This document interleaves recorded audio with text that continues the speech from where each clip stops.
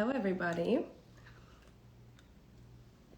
We are going live today to learn how to unapologetically be yourself. I'm going to give it a minute for everybody to join the room. Hello, Melono, hello. Oh, hello Carla. Hello Katie. Hi Peter. Hi, it's so good to have you guys in the room. We are, hello Happy Vibes page. Where are you guys tuning in from? Before we start, I'd love to know. I always love seeing where you're tuning in from. Hi Aaliyah, I hope I'm pronouncing that correctly. It's good to see you guys. It's been a while since I've been live because I have literally been sick for 3 weeks. I got sick and really had such a hard time getting better. I'm still a little congested, but I'm feeling good, and I've been really diving deep into the topic of learning how to unapologetically be yourself. And this is going to be a short live, and I just love for you guys to take this message with you, because I think sometimes we underestimate the importance of unapologetically being ourselves. And what that actually even means is being authentically yourself, right? So being authentically yourself and living in your own value system. You would be surprised how often, and I promise you there's something in your life right here, right now, that is not authentically aligning with who you are, but that you are doing because you learned it, because that's just the way it is, right? We've been so deeply programmed to confirm and obey. And just think about it when you are a child, for example. You are literally trained to learn to suppress your emotions and your truth, right? So that means it's always don't cry or give your uncle a hug or why are you screaming? So there's all these rules and expectations around how you are supposed to show up, that we internalize them, and we just take the system with us when we are grown-ups. And that happens because we have a conscious and a subconscious. And your subconscious is primarily built when you're a child. Up till 9 years old, you almost get all your beliefs and values and systems ingrained so early on. And it takes a conscious process to question these beliefs and these values that we have, right? So that's why it's so important to kind of get into that place of asking yourself and checking in with yourself. What is it for yourself to be unapologetically yourself, right? I think when I just think back of my own experience, where I grew up really learning to, okay, when I cry, it means I'm not supposed to cry. I just have to calm down. I have to put on a smile, right? How often have you heard it? Just put up a smile, and you can have your time later. To just be like, okay, so whatever I'm feeling internally right now, and mind you, you are a child in that moment.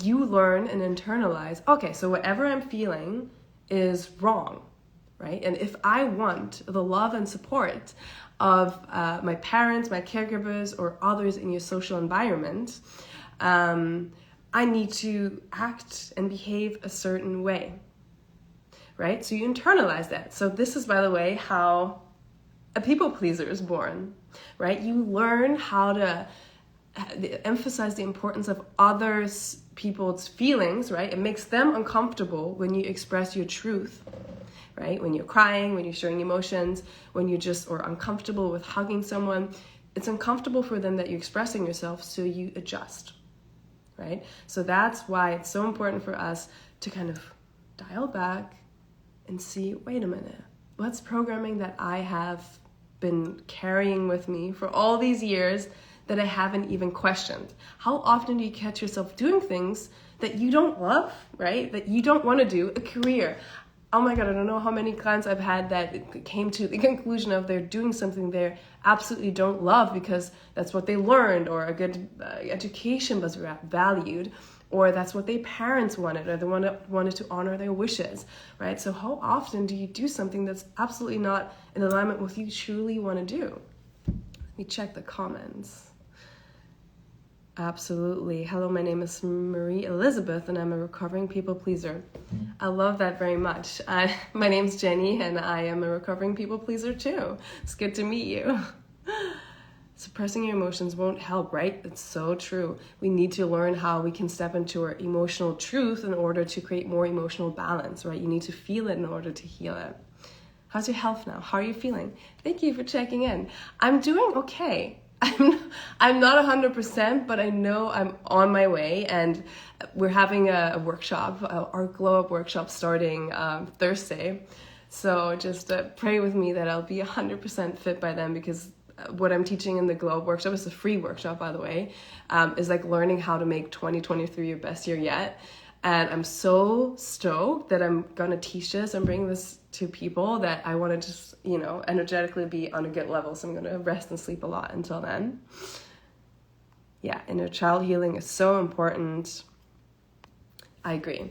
So another thing, though, that I want you to know when you're going to start unapologetically being yourself, and we're going to talk about how in a moment, I just want you to know, though, you will have to learn how to sit with really uncomfortable emotions, because people are going to react a certain way, especially people that are customized to you, always pushing your boundaries, always, almost using you, or just being used to you being available 24/7 or doing whatever they want. When you start doing more of what you love and what you want to do, and less of what others want, or being accommodating for others, they'll be upset. They'll be like, what the heck's happening? Why are you being a bitch? Or why all of a sudden do you care about this? I just want you to know it might be tricky in the beginning, and then you're gonna want to fold. You're gonna be like, oh my god, I can't handle this rejection. I want them to be happy. I need my friends. Like, if that means I have to put myself second,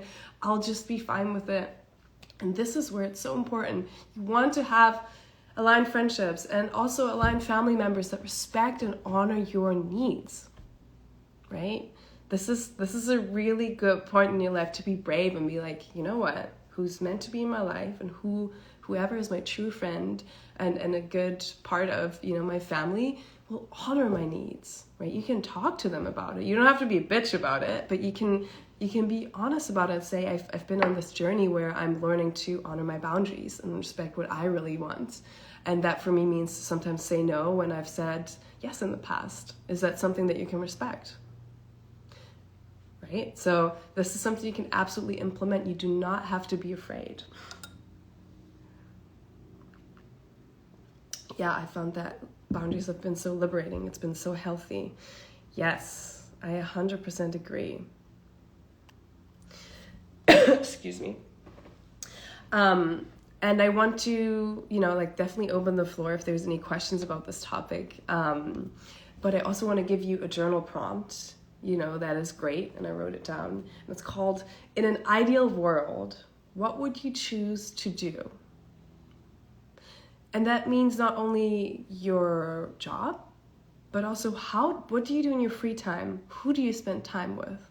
Where do you live? What do you do? What is a skill that you learn, right? Like, get clear on what it is that you truly want. And I promise you, if you implement those things, even that we talked about in this life, in this short time, I promise you, you're going to be so much closer to learning how to unapologetically be yourself, right? And I know I saw some of you that are already in a workshop, and we start Thursday at 6 p.m. PST, and then we have 3 days where we actually get to really deepen the work, where we overcome limiting beliefs, where we just get into this place of setting ourselves up for success.